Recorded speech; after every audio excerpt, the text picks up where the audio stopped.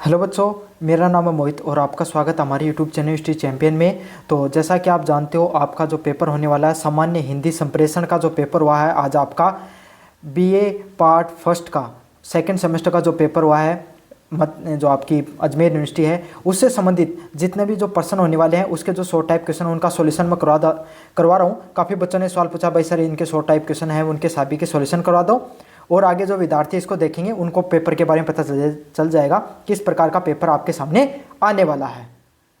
आपको पता चल जाएगा कि अगला पेपर आपके सामने भविष्य में आपका पेपर इस प्रकार का आने वाला है। पहला प्रश्न आपके सामने, अग्नि की उड़ान नामक आत्मकथा के रचयिता कौन है। तो अग्नि की जो उड़ान है वो उसकी आत्मकथा के रचयिता कौन है आपके सामने। तो मैंने प्रश्न करवाया भी था शॉर्ट टाइप क्वेश्चन में। तो डॉक्टर एपीजे अब्दुल कलाम है वो आपके सामने, इनके क्या है आपके सामने रचयिता है। उनके द्वारा अग्नि की उड़ान है वो लिखी गई थी, जिसमें उन्होंने अपने जीवन में जो वैज्ञानिक जीवन उन्होंने जिया उसमें किस प्रकार का संघर्ष किया, भारत का मिसाइल जो कार्यक्रम है उसके अंदर उनके जो प्रेरणादायक जीवन रहा उसके बारे में उन्होंने जो विस्तार से चीज़ों को बताया। अपनी जीवनी है एक प्रकार की उनकी। अगले वाला प्रश्न है, ठिठुरता व गणतंत्र किस विधा की रचना है। किस प्रकार की विधा की रचना आपके सामने।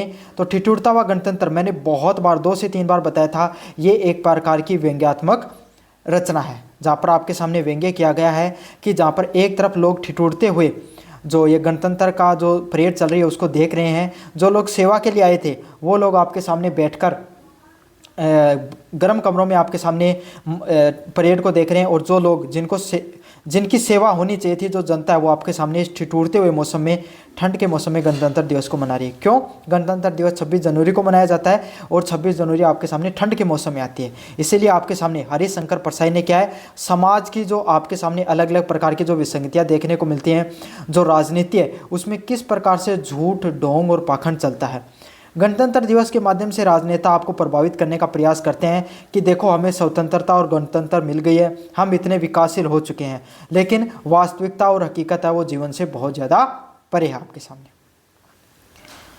अगले वाला है आपके सामने प्रश्न, फुलवा कहानी के लेखक कौन है। तो फुलवा कहानी है उसके लेखक कौन आपके सामने।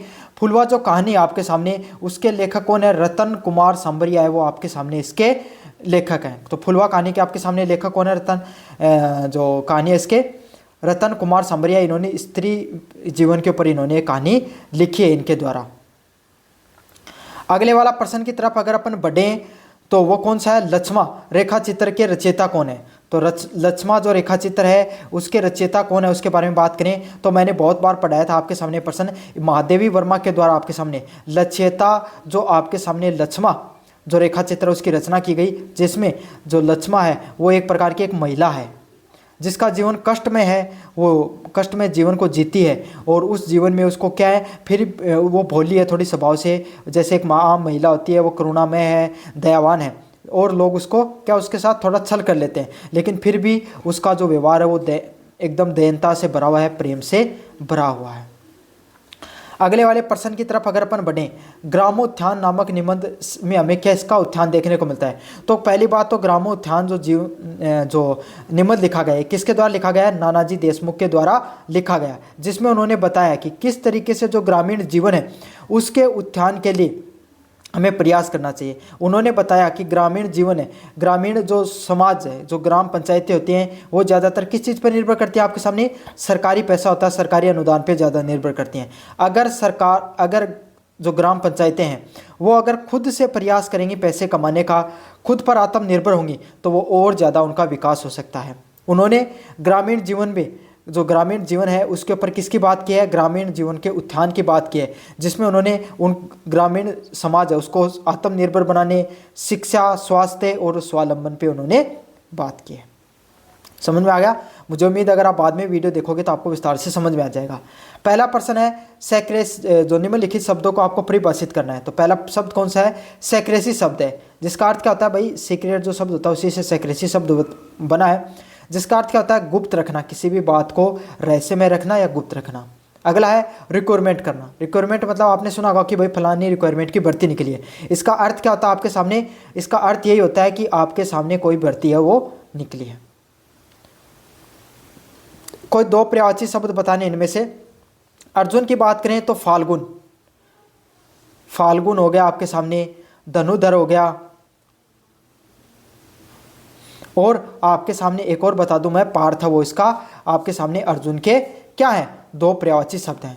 चंद्रमा के कौन से होते हैं आपके सामने, शशि हो गया आपके सामने, सोम हो गया आपके सामने, और राकेश है वो इसके सही जो पर्यायवाची शब्द हैं। अगला कौन सा है, नेत्र शब्द आया था। नेत्र शब्द के कौन से आपके सामने, आंख, आंख हो गया आपके सामने। अगले वाला लोचन हो गया, और दृष्टि है वो इसके सही क्या है। देखो सही से राइटिंग तो इस पर आएगी नहीं, क्योंकि जो मोबाइल के ऊपर लिखना होता है वो भी स्ट्रेट से, तो सही से आती नहीं राइटिंग, लेकिन आप सही से सुन लेना बस इनको। आकाश का क्या होता है, गगन, गगन हो गया। नभ हो गया आपके सामने। अगला कौन सा, अंबर है। तो गगन, नभ और अंबर है वो इसके सामने दो पर्यायवाची शब्द हैं।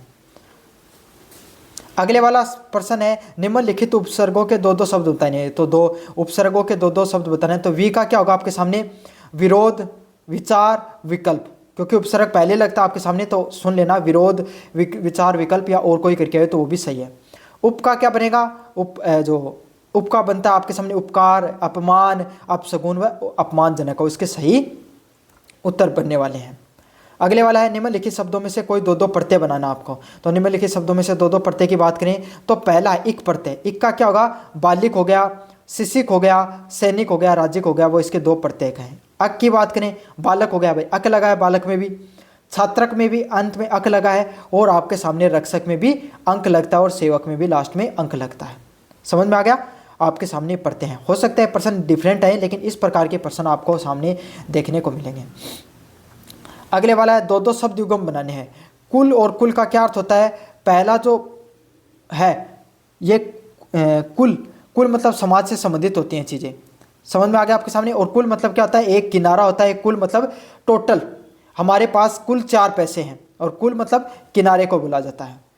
मात्रा मतलब केवल कोई चीज़, भाई मेरे पास केवल थोड़ा 2 किलो चीनी है। मात्र मतलब माता के लिए, भाई मातृभूमि होती है, जैसे मेरी माता, जो मेरी मात्र है या माता है वो बहुत ही सहनशील है, वो मेरे से बहुत प्यार करती है, मात्र प्रेम।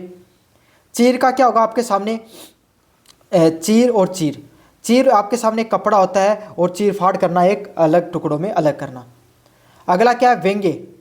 व्यंग्य का क्या देखने को मिलता है, व्यंग्य मतलब कोई भी चीज़ पे कटाक्ष मांगना, और व्यंग मतलब हंसी मजाक करना। समझ में आ गया। अब आपके सामने जो इकाई प्रथम है, और इससे आपके सामने क्या देखने को मिला था, जो ये प्रश्न आए थे जहां पर आपको इनका जो ये 2 प्रश्न देखने को मिले थे अथवा में, इनको आपको अर्थ बनाना था इनका, ठीक है।